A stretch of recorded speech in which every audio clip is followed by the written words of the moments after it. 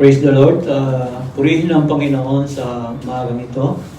Amen. So, kumusta po kayong lahat? Yung mga nanonood ngayon, yung mga nasa bahay. Purihin ang Panginoon. Tayo pong muli ay kasama-sama sa umagang ito. At salamat sa Panginoon sa buhay na patuloy niya po mga pinagkakalob sa atin. At bagamat ganito yung nangyayari, salamat sa Panginoon, lagi niya tayong binibigyan ng kapayapaan sa ating buhay. Amen? Amen. So praise God, sa umaga pong ito, tayo po ay binigyan ng pagkain espiritual ng ating Panginoon. Amen. So alam ko po yung mga nasa bahay ngayon, kumusta kayong lahat? Sa ating mga buting pastor na nasa Pilipinas, nasa Saudi Arabia, at ganun din sa ating buting pastor dito sa Qatar, Pastor Rod. Hallelujah. Maraming salamat po sa buhay niya at patuloy na ginagabayan ng bawat isa. Praise God, sa umagang ito, ang binigay po ng Panginoon na ating pagsasaluhan ngayon sa umagang ito ay makikita po natin sa Philippians 4:7. Ito po ang mensahe ng Panginoon sa atin lahat. Philippians 4:7.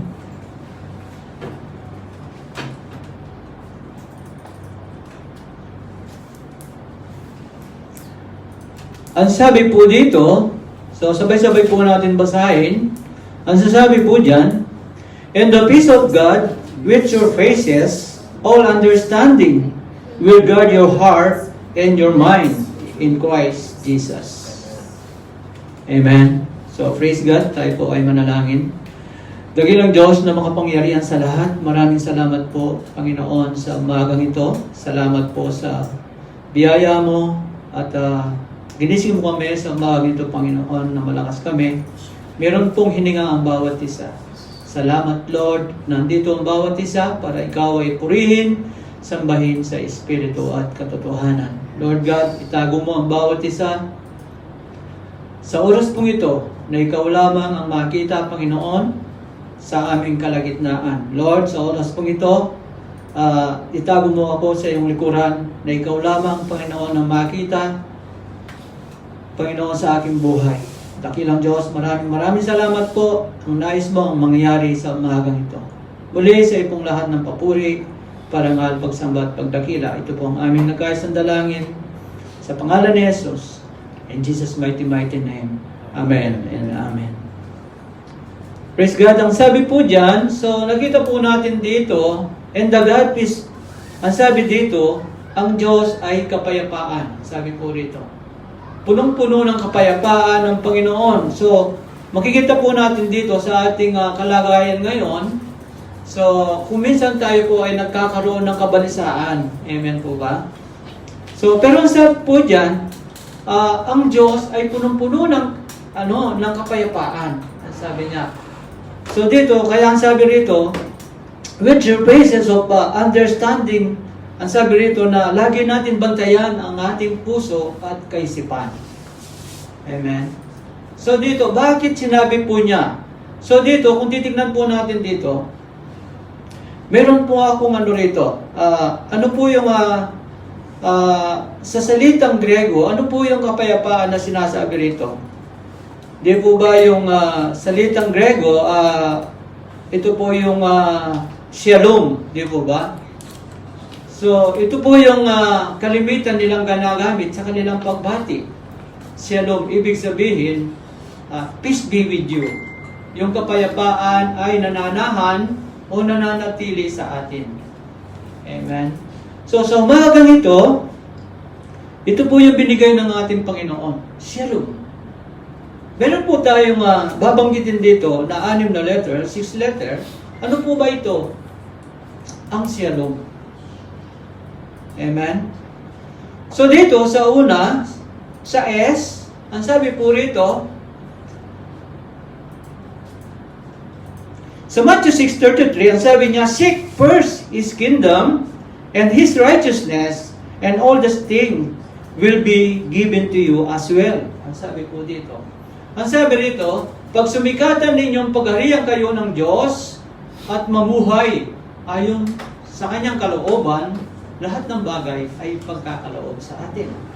Amen. So dito, ito po yung mga pangako ng Panginoon sa atin bilang isang tunay na mananampalataya. Pero ang sinabi ng Panginoon dito, hanapin muna natin ang kaharian ng Panginoon at mamuhay. Ang sabi rito, ayon sa kanyang kalooban, lahat ng bagay ay pagkakaloob sa atin. Amen? So sa umagang ito po yung blessing na ibinibigay ng Panginoon. Pero ang sabi ng Panginoon dito, kailangan magkaroon po tayong kabanalan. Amen?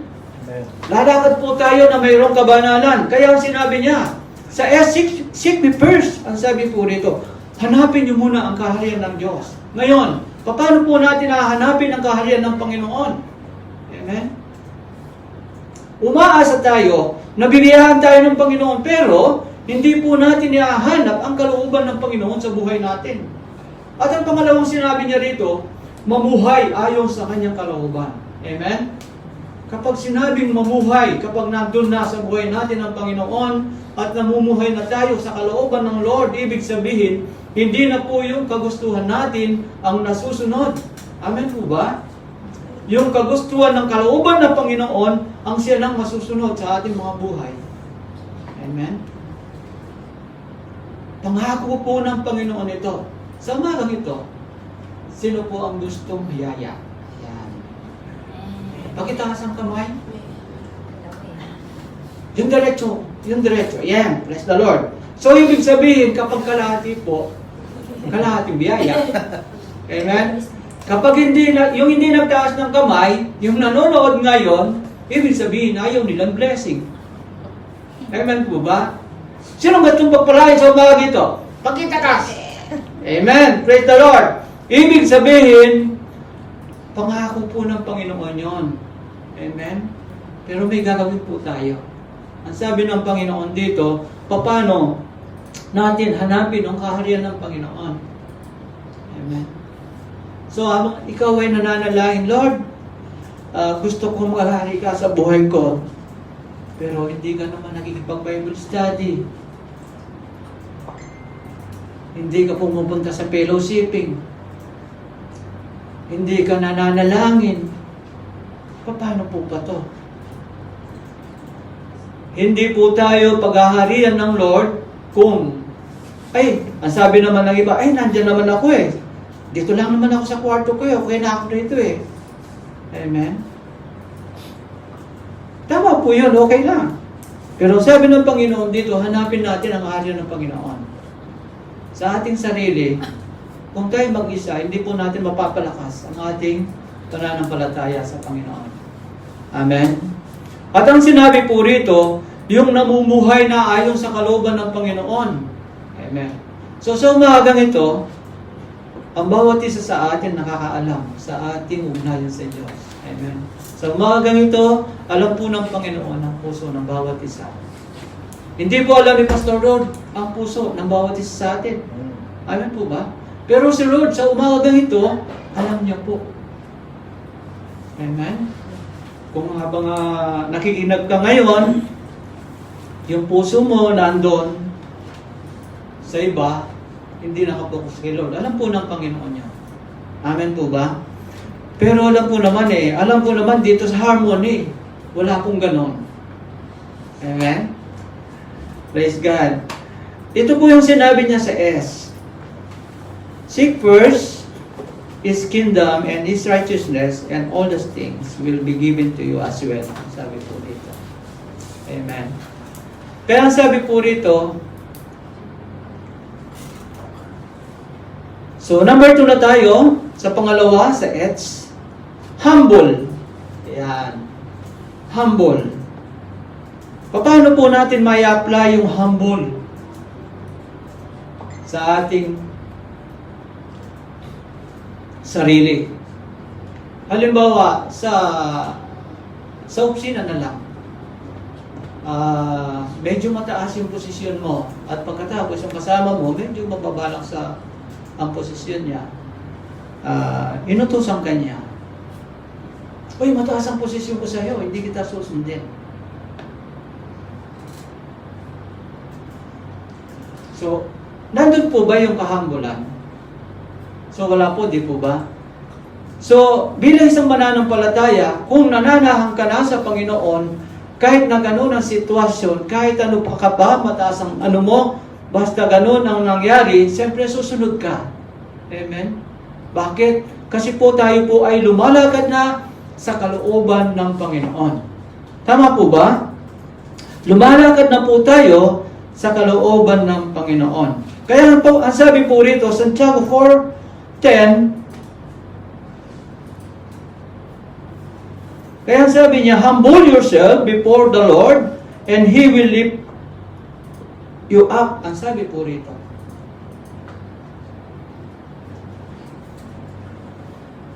Magpakababa kayo sa harapan ng Panginoon at itataas niya kayo. Ang sabi po rito. Magpakababa. Humble. Humbleness. Amen. So, alam po dito sa Harmony, lahat ng anak ng Panginoon ay mayroong lumalakad sa kababaan. Amen? So ito po ang nais ng Panginoon kasi hindi pwedeng paghalihan ng Diyos yung lumalakad sa kanyang sarili. Amen? Ang sabi ng Panginoon, mamuhay ayon sa kanyang kalooban. Ngayon, bilang isang mananampalataya, bilang isang mananampalataya, kapag ang salita ng Panginoon ay nasa atin na po, ibig sabihin, nandito na yung kahambulan sa ating puso. Amen po ba? Yung kababaan. So, makikita po sa atin yon. Pangalawang verse, at ang sabi po rito, sa Kawikaan 22:4,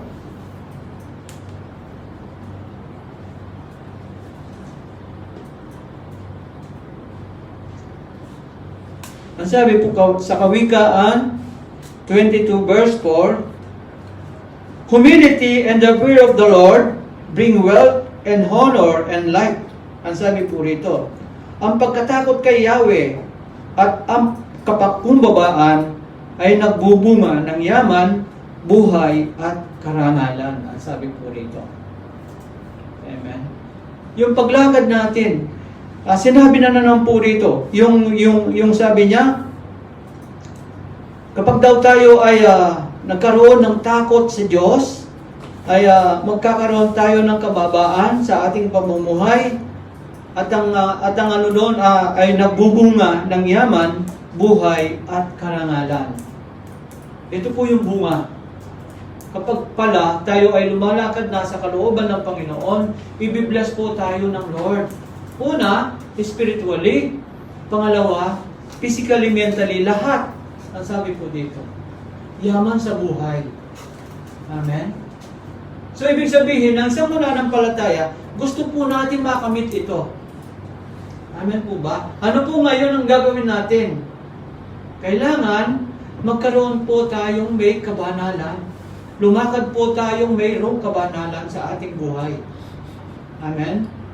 Hindi na po yung sarili. Ibig sabihin, lahat po ng ating mga balaki, nasain, ay nakaangkla sa Diyos. Amen? So, ito po yung nais ng Panginoon sa umagang ito. Ang pangatlo, ayan, ang bilis, parang mabilis. Sabi dito, nasa A na tayo. Adoration. Ayan. Nasa A na po tayo. Ang sabi po sa Exodus chapter 15 verse 1 and 2. So, ang sabi po sa Exodus verse 15, 1 and 2. Ayan, pag-ibasa din. Kasi po medyo malayo, mahina ang ano po. Dito ko na lang po babasahin. Ang sabi niya, then Moses and the Israelites sang this song to the Lord. Ang sabi nito, I will song to the Lord, for He is the highly exalted, the horse and its rider. He has her led into the sea. Ang sabi po dito. So ito po yung nangyari. Sa verse 2, The Lord is my strength. Ang sabi po rito, nagpuri na si Moises. And my song, He has become my salvation. He is my God, and I will praise Him. My Father God, and I will exalt Him. Ang sabi po rito. Amen. So kung titignan po natin, ang nangyaring ito, ng kapanahunan po ng mga Israelita. Amen. Nung hinahabol sila ng mga Egyptyo, ng mga kawal ng mga Egypt, mga kawal ni Paraon. Amen. So kung titignan po natin dito, nung nasa tabing dagat na sila, malapit na yung mga umahabol sa kanila. Pero dito, pinakita ng Panginoon yung kapangyarihan niya. Ang sabi ng Panginoon, siya ay Diyos na makapangyarihan. Kung lumalakad ka sa kalooban ng Panginoon, hindi ka pababayaan ng Lord. Amen? So, kung titignan po natin dito, hiniwa ng Diyos ang dagat para po makatawid ang kanyang mga anak. Amen? At lumakad yung mga Israelita sa tuyong-tuyong lupa.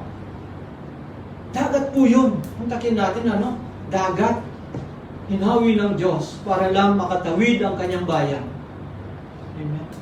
Kaya sabi rito, nung pagkatapos nilang lumipat, ang sabi rito, lahat ng mga kawal, lahat ng mga kabayo ay natabunan sa dagat. Ito po yung pagpupuri ng mga Israelita ni Moises. Adoration. Amen. Ibig sabihin, buong buhay, buong puso silang nagpuri sa Diyos dahil sa tagumpay na nakamit ng mga taong Israelita. Amen. Sa ating buhay, mga kapatid, paano po tayo mag-worship sa Lord? Kapag lang ba tayo ay pinagpapala ng Panginoon? Ang sabi ng Panginoon, kapag po tayo ay dumaranas ng pagsubok, hindi natin siya mapupurihan dahil sa tayo ay dumaranas ng pagsubok. O sa kaginawaan lang. Ang sabi ng Panginoon, ano man yung mga pangyayari sa ating mga buhay, dapat natin pasalamatan ng Lord sapagkat yun ang nais ng Panginoon. Amen. Pero dito ang sabi ni Moises, buong po siyang nagpuri sa Panginoon, kasama niya ang buong bayan. Amen po ba? So ganito po ang Lord, naging matapat si Moises. Naging matapat po sila sa Panginoon. Kaya naman ginawa ng Panginoon, niniligtas sila, kinalinga sila ng Panginoon. Ganon din ngayon sa ating kapanahunan, mga kapatid. Tayo po ay iingatan ng Panginoon. Ano man yung mga dumating sa buhay natin ngayon. Iniingatan po tayo ng Lord, hindi po tayo pinababayaan. Ang nais lang ng Panginoon ngayon, maging priority natin si Lord sa buhay natin. Amen. Tinitingnan ng Panginoon ngayon kung saan yung ating faith sa Kanya. Amen. Ang nais ng Panginoon makita, kahit na nandun tayo, sa pagsubok na yon, makikita yung kagalakan natin, yung kapayapaan natin. Hindi makikita yung kabalisaan. Amen. Amen po ba? Praise God. Ang sabi po rito ng Panginoon, ganun na lamang ang kaya ang sabi niya, ito ang inawit ni Moises at ang mga Israelita para kay Yahweh. Yan. So talagang puring-puri sila sa ating Diyos na buhay. Kaya ang sabi niya, ako'y pinalakas niya, pinatatag siyang aking nagkukup at nag-iingat. Diyos ng magulang ko, aking manliligtas. Ang sabi po ni Moises. Amen. So hindi po tayo pababayaan ng Panginoon. Amen. Nagpuri po sila. So ganun din kapag po tayo nagpupuri, ibigay po natin ang the best sa Panginoon. Amen. Praise the Lord. Mag-email lang po kayo kasi nakikita ng Lord yan. Amen. So nandito na po tayo sa pang-apat, sa L. Ayan, love. Love. Paano po natin mai-apply ang love? Kasi po dito, makikita po natin dito na pinakita ng Lord yung totoong love. Ang sabi rito, ibinigay niya ang kanyang buhay para sa atin. Inialay niya ang kanyang buhay para tayo ay magkaroon ng buhay at magkaroon ng tunay na kaligtasan. Ano po yung love na binabanggit dito? Yung tunay na love na walang hanggang love. Agape love, ang sabi po rito. Tunay. Amen. Ang sabi ng Biblia, yung pananampalatayang walang gawa ay patay. Ang sabi po rito. Sinasabi mo, o mahal kita kapatid. Halimbawa, nangangailangan yung kapatid mo, o sige, pag-pray na lang kita. Hindi po matutugunan yung pangangailangan ng kapatid. Amen. Tama yung ipag-pray, pero dapat matugunan po yun. Ipakita sa gawa. Kailangan makita po yung gawa. Dito po kung titingnan natin si John 3:16.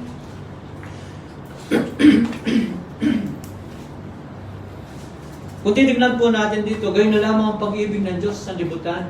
Sabi po niya, for God so loved the world, that He gave His one and only Son, that whoever believes in Him shall not perish, but have eternal life. Sabi po niya.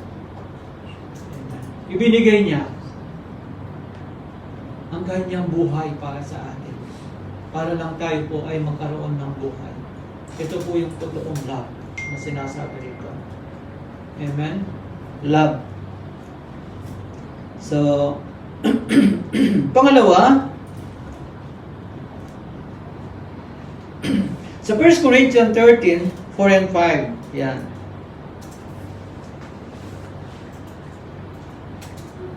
1 Corinthians chapter 13, 4 and 5. Ayan.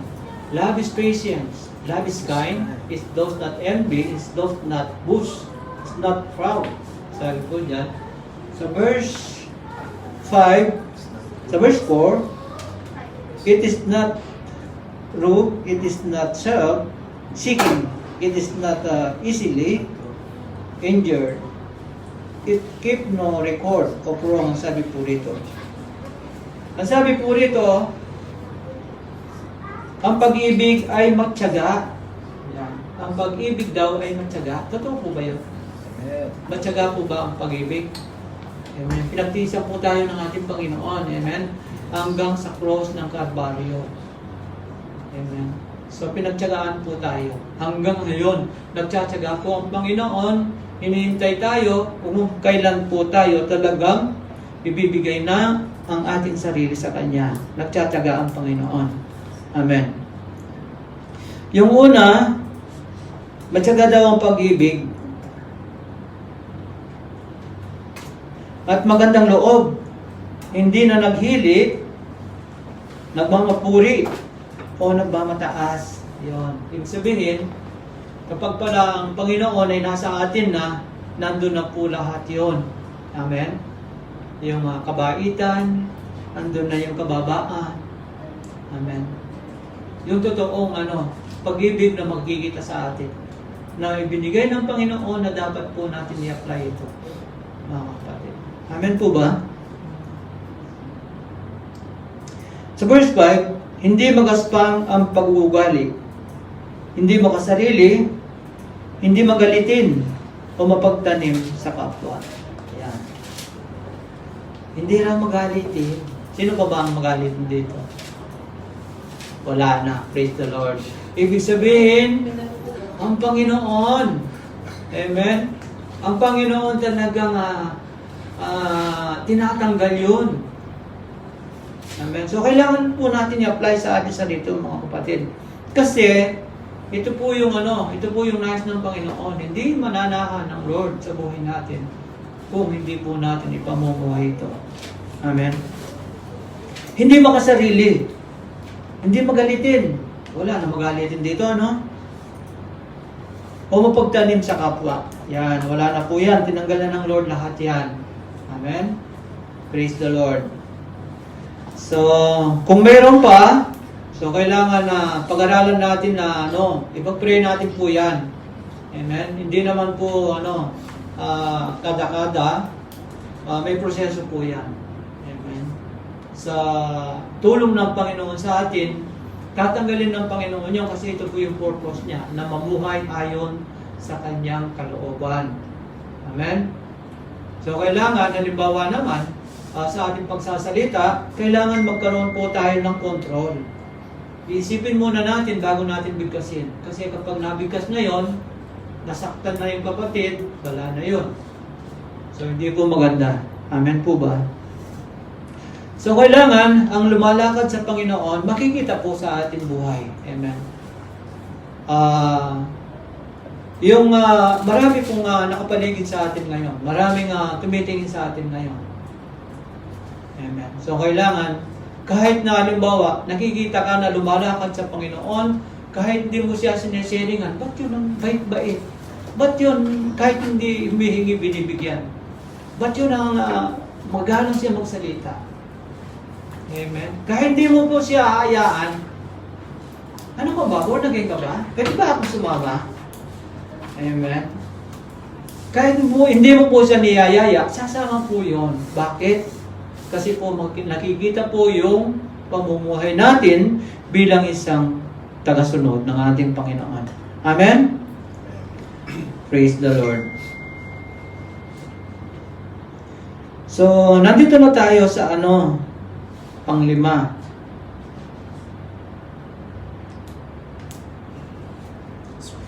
Nandito na po tayo sa panglima. Sa O. Ayan, obedience. Ayan. Yung pagsunod natin. Pagsunod natin sa Panginoon. Ang sabi po sa 1 John 2:17, 1 John 2:17, the word it is desire pass away, but the man who does the will of God live forever. Ang sabi po ito. Mapaparaman sa libutan at ang lahat ng kinahumalingan nito, ngunit ang sumusunod sa kalooban ng Diyos ay mabubuhay magpakailanman. Ang sabi po diyan. Amen. Obedience. Pagsunod sa ating Panginoon. Ang binanggit daw po rito, ang kinahumalingan ng tao ngayon, ang sabi po rito, mapaparang, ibig sabihin, mawawala po. Sa isang iglap, lahat ng ating pinagpaguran, lahat ng ating pinagpagalan ay one time, darating ang panahon, ito po ay biglang mawawala, masusunog. Ang sabi po rito, ang sabi ng Panginoon. Pero ang sabi niya, ngunit ang sumusunod sa kalooban ng Diyos ay mabubuhay magpakailanman. Amen. Ang sumusunod sa kalooban ng Panginoon ay mabubuhay magpakailanman. Ang sabi po dito. Amen. So, ay pastor, dito na lang ako sa kwarto ko nananalangin naman ako Amen. Tama po yun. Tama po yung nananalangin ka. Pero ang tanong doon, lalakas ka ba kung ikaw ay mag-isa?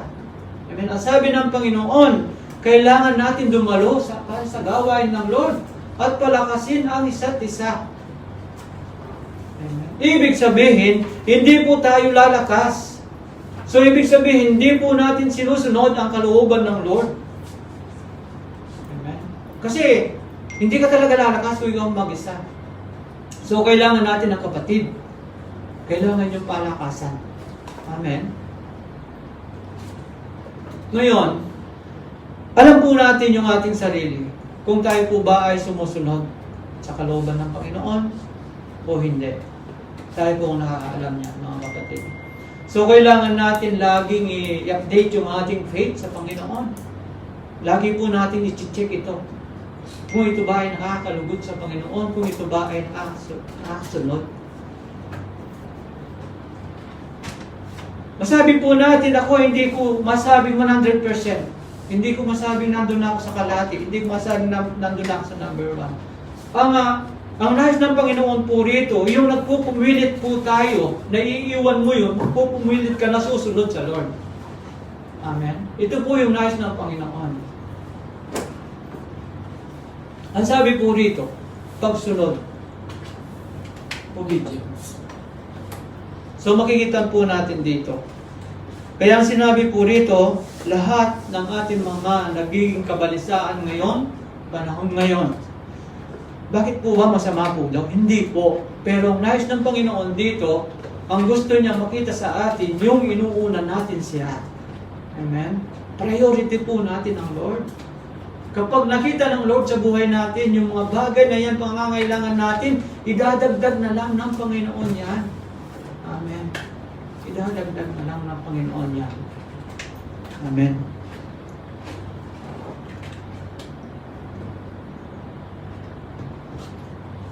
Ang sabi pa niya sa John 14:23,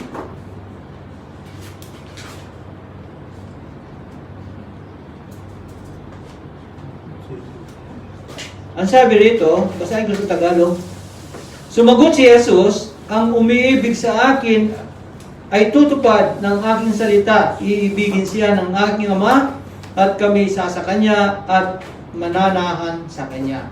Ang sabi niya, sumagot si Jesus, ang umiibig sa akin at tutupad na aking mga salita. Ayan, binanggit na naman po rito. Ayan. Amen. Yung tutupad sa ating sarili, nakakatupad po ba tayo? Hindi po natin kayang tuparin ang utos ng Panginoon. Pero ang nais ng Panginoon dito, yung nasabi ko kanina, yung nagpupumilit tayo na gawin ito. Ito po yung nais ng Panginoon. Amen. Ang sabi niya, my Father will love him and we will come to him and make our home with him. Ang sabi po diyan. Amen. Kung sino man ang susunod sa akin at sa aking mga salita, ang sabi po diyan. Salitsikin po natin ang ating mga sarili, mga kapatid.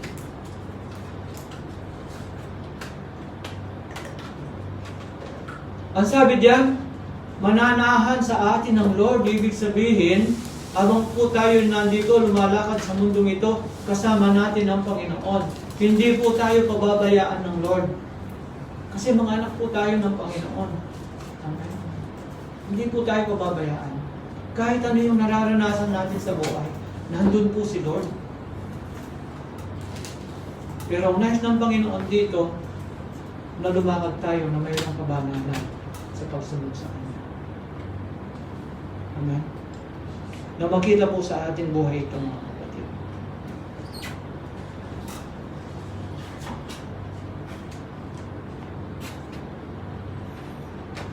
Praise the Lord. So kung titignan natin ngayon, ito yung nais ng Lord sa Kanyang mga anak. Ang nais po kasi ng Lord, ayaw niyang makariwara tayo. Ang bawat isa sa atin. Kaya ang sabi doon, sa unang verse sa Matthew 6:33, kailangan hanapin natin ang kaharian ng Panginoon at mamuhay ayon sa Kanyang kalooban. Ito lang po ang nais ng Panginoon sa Kanyang mga anak, na mamuhay ayon sa Kanyang kalooban. Ngayon, kapag lumalakad na po tayo sa kalooban ng Lord, hindi po tayo hihiwalay ng Panginoon. Ang sabi po dyan, sasaatin ng Panginoon. Amen? At mamumuhay natin kasama siya. Amen? So, praise the Lord. Nandito na tayo sa last. Yan. Sa M, ang sabi po rito, yung merciful. Yan. So, ang sabi po sa Lucas 6:36, Lucas 6:36, be merciful just as your Father is merciful. Sabi po diyan. So, ang sabi po, maging mahabagin kayo. Kaya, gaya ng inyong Ama, ang sabi po diyan. Maging mahabagin. Paano po natin ma-apply yung habag? Ang Diyos po ay nahabag sa atin. Amen? Paano po natin ma-apply yung habag sa atin buhay? So, kung titingnan po natin dito, kung halimbawa pupunta tayo ng mall, di ba maraming tao yan? Maraming tao po. So, makikita natin baka ilan-ilan lang mga born again Christian. Mga Kristiyano dyan. Lahat ng yan ay hindi pa po ligtas. Ito po yung tinutukoy ng Panginoon dito. Na dapat na magkaroon tayo kung paano kinahabagan tayo ng Diyos At magkaroon din tayo ng kahabagan sa ating kapwa. Amen? Sa ating kapatid, sa ating magulang, sa ating kapitbahay. Habag. Kung halimbawa, darating ang Panginoon, kukunin ka ng Panginoon, yung pamilya mo maiiwan, hindi sila ligtas. Ano kaya ang mararamdaman mo? Kasi nung kasama ka nila, hindi mo man ma-share ang salita ng Lord. Hindi ka man nahabag. Ang nais po ng Panginoon dito, magkaroon tayo ng habag. Amen. Willing po ba kayo mag-share ng salita ng Lord? Mag-amen lang po kayo. Alam po ninyo, kapag nag-amen kayo, kay Lord yun. Kay Lord yun. Hindi po kay Pastor Rod. Amen. Kay Lord po yun. Ito po yung nais ng Panginoon sa mga ganito. Sa una kanyang binanggit, kailangan mamuhay tayo ayon sa kanyang kalooban. Kung namumuhay ka sa kanyang kalooban,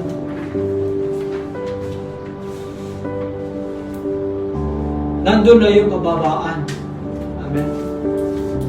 Nandun na yung kababaan ng loob sa atin. Kapag nandun na yung kababaan ng loob, pwede mo nang purihin ang Lord. Pwede mo nang pasalamatan ng Lord sa ginawa ng Lord sa ating mga buhay. Amen. At pagkatapos, makikita mo ron yung pag-ibig na inuukol ng Panginoon sa atin. Pag-ibig. Dapat natin gawin din. Pag-ibig na ibinigay ng Lord sa atin. At pagkatapos, kapag managawa na natin yung pag-ibig na pinagagawa sa atin ng Panginoon, nandun na yung ating pagsunod. Yung pagsunod natin sa Panginoon. At yung huli yung kahabagan. Amen. Kaya sabi po ng Panginoon dito, kailangan mamuhay ayon sa kanyang kalooban. Amen. Siya no. Ito po ay isang pagbati sa salitang Grego. Ang siya. Sa umagang ito po yung mensahe ng Panginoon. Kaya kailangan ang sabi po rito,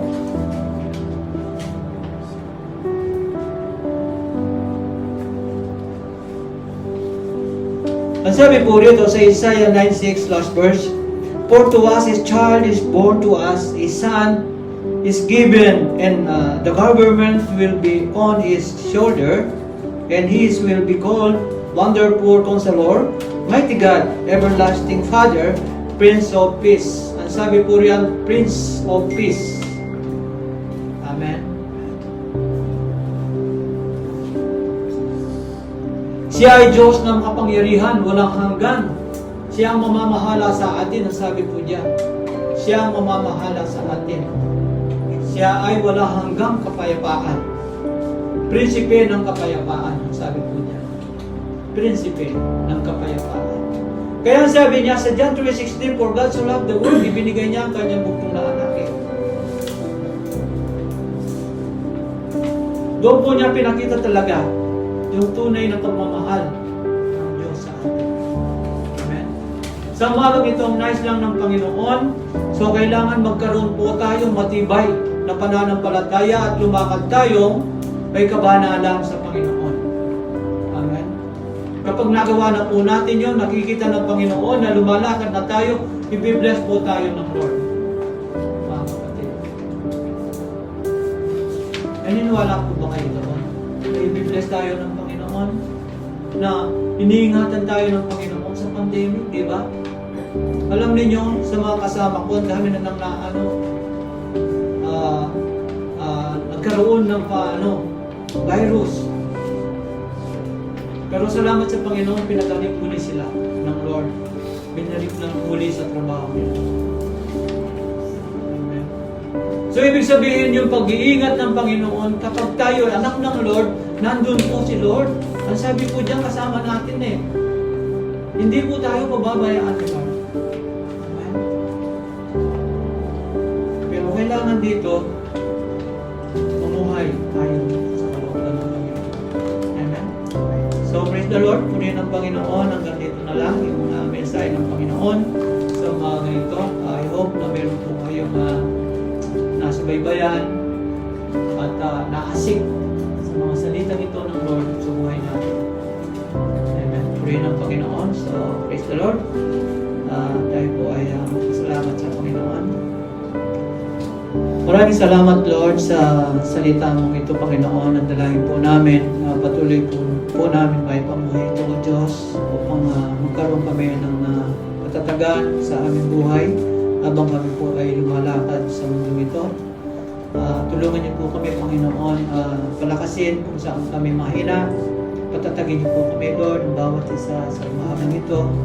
Lord, iparanas niyo po sa amin ang pangyarihan at ilayo po kami sa mga sakit, karamdaman in the name of Jesus.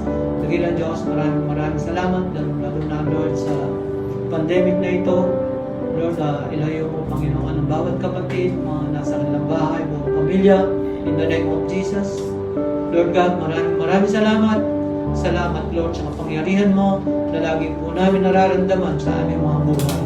Cover niyo po kami, Panginoon, sa bawat araw ng aming buhay. Lord, maraming salamat po muli sa iyo pong lahat ng papuri, parangal, pagsamba at pagdakila. Ito po ang aming nagkaisang dalangin sa matamis at makapangyarihan pangalan ng aming Panginoong Jesus. In Jesus' mighty name. Amen and Amen. So maraming salamat po. Muli, kumusta po kayong lahat? Bye-bye po.